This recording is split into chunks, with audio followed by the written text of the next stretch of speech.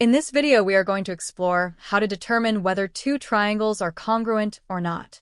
Remember that when we say two triangles are congruent, we mean that they are exactly the same in both shape and size. Congruent triangles share identical dimensions and angles, but they might appear different at first glance because they can be oriented in various ways. For instance, they might be rotated versions of each other or mirror images as a result of reflection.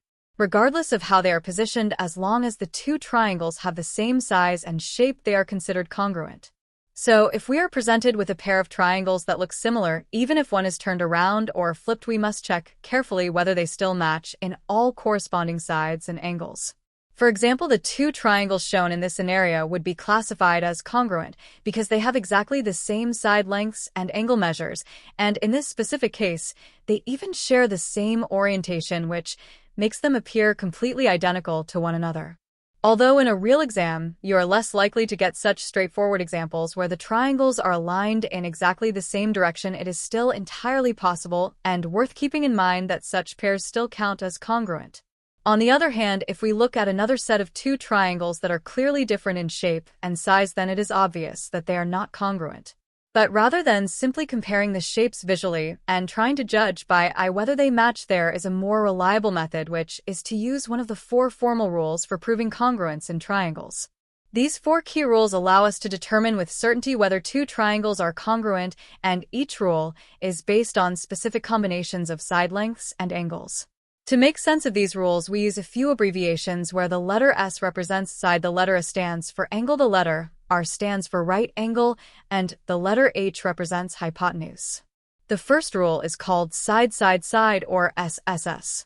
This rule states that if all 3 sides of one triangle are the same length as all 3 sides of another triangle, then those two triangles must be congruent.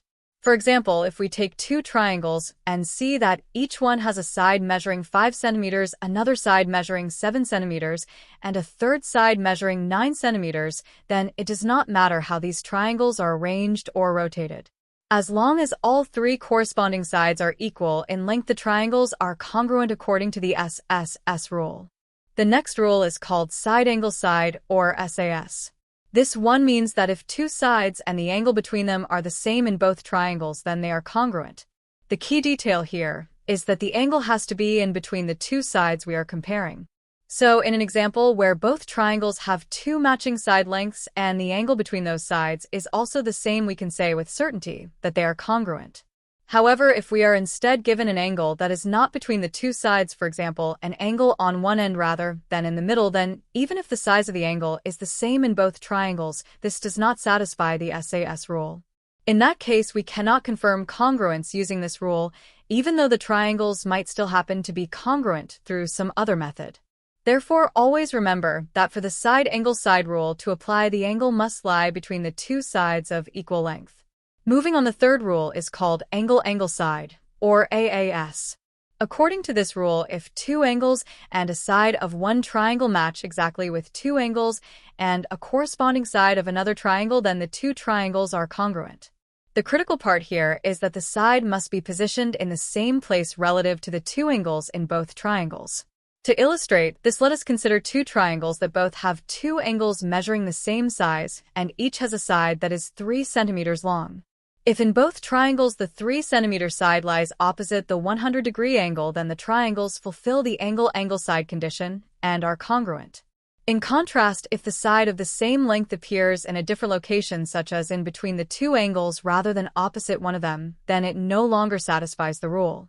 As a result, those triangles would not be considered congruent based on the AAS rule, even though they share some similarities.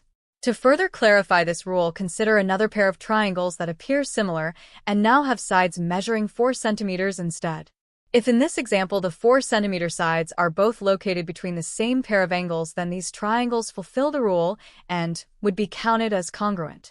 The final rule is called right angle hypotenuse side, or RHS.